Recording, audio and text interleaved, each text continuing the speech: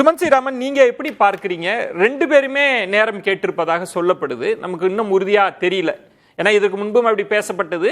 ஒருவேளை சந்திப்பு நிகழுது அப்படின்னு வைங்களேன். ஓபிஎஸ் அவர்களோட மூவை நீங்க எப்படி புரிஞ்சுக்கிறீங்க? ஏன்னா பிரதமர் சொல்லிதான் நான் சேர்ந்தேன்னு வெளிப்படையாகவே பேசிட்டாங்க. ஓபிஎஸ்க்கு ஏதேனும் நிவாரணத்தை பிரதமரால் செஞ்சு தர முடியுமா? எப்படி பாக்குறீங்க? நிச்சயமா ஓபிஎஸ்க்கு எதிர்பார்ப்பு இருக்கும். ஏன்னா அவரை நம்பி பிஜேபியை நம்பி முழுக்க முழுக்க பிஜேபியை நம்பியே நின்று இன்னைக்கு கிட்டத்தட்ட அவர் எந்த விதமான ஒரு பொலிட்டிக்கல் ஹெஃப்ட் அப்படின்வாங்க ஆங்கிலத்துல, ஒரு பொலிட்டிக்கல் வெயிட்டேஜே இல்லாத நபர் போன்று ஆகிவிட்டார். சோ நிச்சயமா பிஜேபி இது என்னன்னா, பிஜேபியை நம்பி போனால் என்ன நடக்கும் அப்படிங்கிறதுக்கு இது ஒரு எடுத்துக்காட்டாகவே விளங்கிட்டு இருக்கு. ஸோ பிஜேபியை அந்த இமேஜை கரெக்ட் பண்றதுக்கு அவங்களுக்கு ஒரு ப்ரெஷர் இருக்கு. பண்ணுவாங்களா மாட்டாங்களா அது வேற விஷயம். பட் என்னன்னா, இவருக்கு என்ன பெரிய பிரச்சனைனா, ஒரு ஓட் பேங்க் இல்லாததுதான் இது நம்ம கிட்டத்தட்ட அவரை முதல் நாள்ல இருந்தே இந்த விஷயம் வெளியே வர வர வர அவர்களுக்குள் பிரச்சனை வரும்போதே நம்ம பேசுனதுதான். ஒரு ஓட் பேங்க் கையில இருந்தா மக்கள் உங்களை பார்க்கும், மற்ற கட்சி தலைவர்கள் உங்களை எப்படி பார்ப்பாங்கிறது டோட்டலி டிஃபரெண்ட். இங்க உங்களுக்கு ஓட் பேங்கே இல்ல. அதாவது ட்ரம்ப் மீட்டிங்ல எல்லாம் சொல்றாரு, ஜெலன்ஸ்கி மீட்டிங்ல சொன்னார் இல்லையா, you don't have any cards, உங்க கையில சீட்டே கிடையாது. அப்ப எப்படி கேம் விளையாட போறீங்க? சோ சீட்டு இருந்து, ஈவன் அது பவர்ஃபுல் சீட்டா இல்ல, சாதாரண சீட்டா இருந்தா கூட சீட் ஆடலாம். சீட்டே இல்லாம எப்படி ஆட முடியும்? அண்ணாமலை ஒரு இடத்துல பேட்டியில சொல்லியிருந்தப்போ, எங்களை நம்பி வந்தாங்கன்னா அவங்க பவர்ஃபுல்லா இருக்கிறாங்க, அதெல்லாம் கிடையாது, நாங்க கைவிடவே மாட்டோம். பாஜகவோட தன்மை அதுதான். பிரதமர் மோடி அவர்களோட குட் புக்ஸ்ல ஓபிஎஸ் அவர்கள் இருக்கிறாங்க, டிடிவி அவர்கள் வந்திருக்காங்க, அப்படிலாம் நாங்க விட்டுற மாட்டோம் அப்படின்னு சொன்னதை நம்ம எடுத்துக்க வேண்டாமா? அதை நீங்க எப்படி பாக்குறீங்க? அண்ணாமலையே கிட்டத்தட்ட கைவிடப்பட்டாரு. இப்போ அதையும் நீங்க பார்க்கணும் இல்லையா?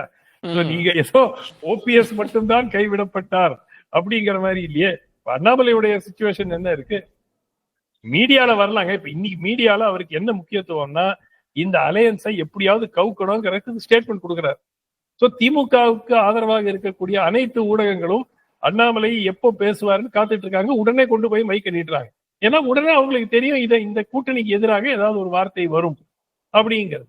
சோ அந்த யூஸ் தான் இன்னைக்கு அவருக்கு இருக்கே தவிர, பாஜகவுக்கு வாக்குகளை சேர்ப்பதை விட அதிமுக பாஜக கூட்டணிக்கு வெற்றி கிடைக்க கூடாதுங்கிற ஒரு மும்மரத்துல. But coming back to OPS, Thiru OPS உடைய ஆப்ஷன்ஸ் என்ன? ஒன்று, ஒரு தனி கட்சி அமைக்கலாம். தனி கட்சி அமைக்கிறதுனால உடனே அந்த கட்சிக்கு பெரும் ஆதரவு கூடும் அப்படின்லாம் ஒண்ணும் கிடையாது.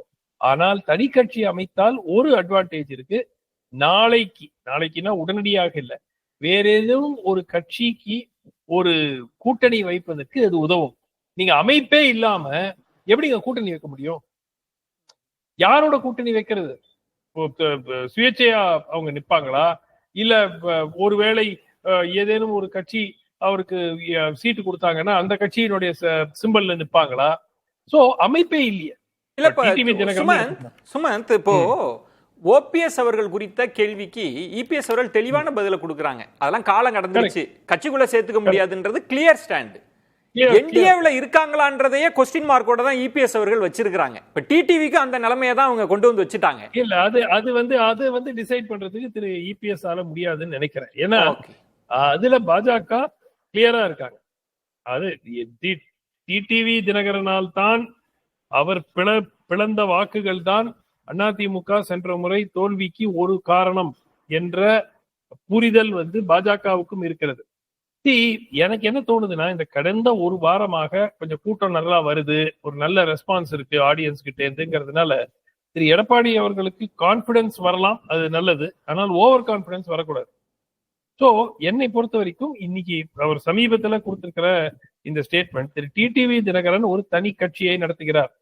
அவர் ஏற்கனவே தேசிய ஜனநாயக கூட்டணியில் இருக்கிறாரு. அவரே சொன்னாரு, நாங்க ஏற்கனவே இருக்கிறாங்க, அவங்க தாங்க சேர்ந்து இருக்கிறாங்க. கரெக்டா? அதிமுக தான் சேர்ந்து இருக்குது.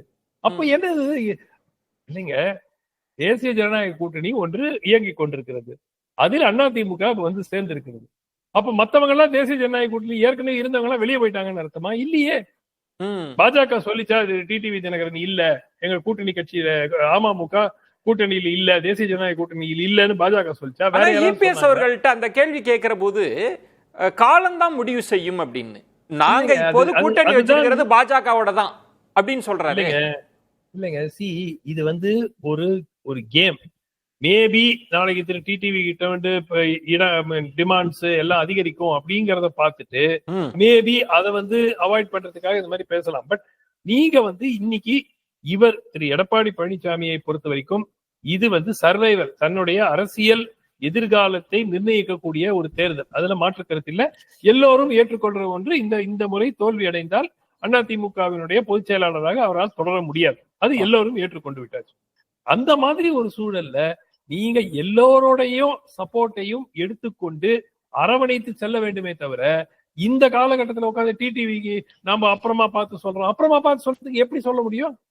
அது பாஜக ஒத்துக்குமா? அது இந்த இடத்துல சுமந்த், இந்த இடம் இப்ப பிரதமர் வருகை, ஓபிஎஸ் அவர்கள் நேரம் கேட்டு சந்திக்க நேரம் கேட்பது, இபிஎஸ் அவர்கள் கேட்பது, இதை எப்படி பாக்குறீங்க? பிரதமர் இதை எப்படி அட்ரஸ் பண்ணுவார் இந்த இஷ்யூன்னு நினைக்கிறீங்க சுமந்த்? இல்லைங்க, பிரதமருக்கே அது போர் அடிச்சு போயிருக்குங்க. அவர் எவ்வளவு நாளுங்க இதே மேட்டரை மத்தியஸ்தம் பண்ணா? நேயர்களுக்கு போர் அடிக்கிற மாதிரி பிரதமருக்கு போர் அடிக்காதா? எப்ப பார்த்தாலும் மாத்தி மாத்தி 2 பேரும் இந்த மாதிரி வந்து கேட்டுட்டு இருந்தாங்கன்னா நிச்சயமா அவருக்கும் போர் அடிச்சு போயிருக்கும். பட் என்னன்னா, அவருக்கு 26 தேர்தல் வர காரணத்தினால் இதுல இதை ஒரு சுமூகமாக எடுத்து செல்வதற்கு ஒரு நிர்பந்தம் இருக்கிறது. முதல்ல அதிமுக இந்த மீட்பு குழு இதெல்லாம் இருக்கும் வரை, அதே சமயம் நீதிமன்றத்தில் சிம்பல் கட்சி சின்னத்தை முடக்க வேண்டும் என்ற வழக்கு நிலுவையில் இருக்கும் வரை ஓபிஎஸ் எப்படிங்க ஒரு கட்சி கூட்டணியில் சேர்ப்பாங்க?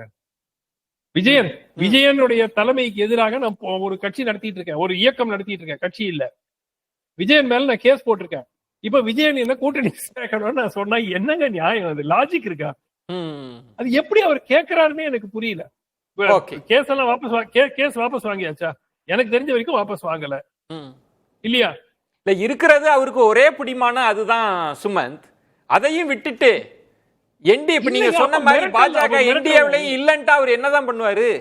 அவருக்கு இருக்கிற ஒரே பிடிமான அந்த கேஸ் தான். அப்ப அது என்ன த்ரெட்டாது? அப்ப த்ரெட்டாது, நான் உங்க மேல கேஸ போடுவேன், உங்களுக்கு எதிராகவே ஒரு இயக்கத்தை நடத்திட்டு இருக்கேன். யாருகிட்ட இருந்து அதிமுக மீட்க போறாங்கன்னு சொல்றாரு? சொல்லுங்க, பதில் சொல்லுங்க. ஒரே அப்போ எப்படி கூட்டணி சேர்த்துக்கங்க சொல்ல முடியும்? சொல்ற தார்மீக உரிமையே கிடையாதுங்க.